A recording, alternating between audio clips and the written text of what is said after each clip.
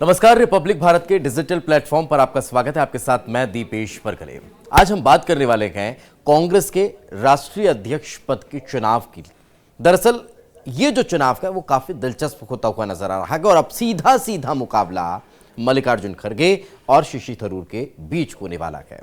शशि थरूर भी स्पष्ट कर चुके हैं कि वो अब अपने कदम पीछे नहीं हटाने वाले हैं। उन्हें बड़े नेताओं का या फिर अन्य कार्यकर्ताओं का समर्थन मिले न मिले, वो जितने लोगों के समर्थन के साथ इस चुनाव में मैदान में उतरे हुए हैं, उन लोगों की भावनाओं को ध्यान में रखते हुए वे अब अपने कदम पीछे तो नहीं हटाने वाले हैं। यानी अब ये सीधी सीधी टक्कर जो है वो मल्लिकार्जुन खड़गे और शशि थरूर के बीच नजर आती है।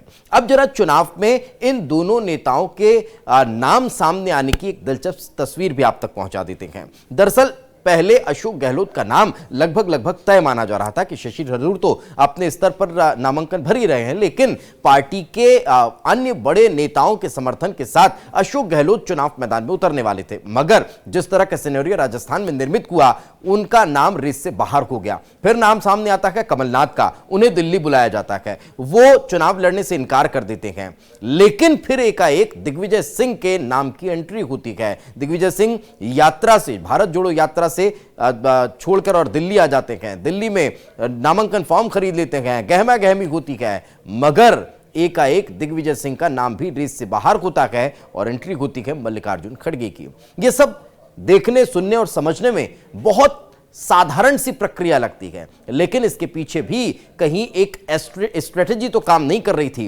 क्योंकि यह स्पष्ट हो चुका था कि G23 भी अपने स्तर पर किसी नेता को चुनाव में खड़ा कर सकती है या लड़ा सकती है। मनीष तिवारी का नाम बहुत ज्यादा चर्चाओं में था और यह लगभग तय माना जा रहा था कि मनीष तिवारी भी अपना फॉर्म दाखिल करने वाले हैं। मगर ये कहा जा सकता है शायद इस तरह के संकेत मिल रखे हैं कि कांग्रेस पार्टी ने एक प्लान तैयार किया। वो प्लान ये था कि एकाएक दिग्विजय सिंह का नाम आगे बढ़ाया जाए। दिग्विजय सिंह का नाम आगे बढ़ने से हो सकता है G23 के नेता अपने आप में अपना नाम जो आगे बढ़ रहा है उसको लेकर चर्चा करेंगे। मनीष तिवारी भी फॉर्म डाल सकते हैं, मगर दिग्विजय सिंह का पीछे हटना और मल्लिकार्जुन खड़गे का नाम सामने आना ये इस बात की तरफ इशारा कर रहा है कि ये तो तय ही था कि मल्लिकार्जुन खड़गे ही फॉर्म भरेंगे और वही अध्यक्ष बनेंगे। लेकिन G23 का समर्थन उन्हें कैसे मिले, उसके लिए दिग्विजय सिंह की एंट्री कहीं ना कहीं मायने रखती थी और यही कारण था कि दिग्विजय सिंह की एंट्री हुई, उनका वापस से पीछे हटना हुआ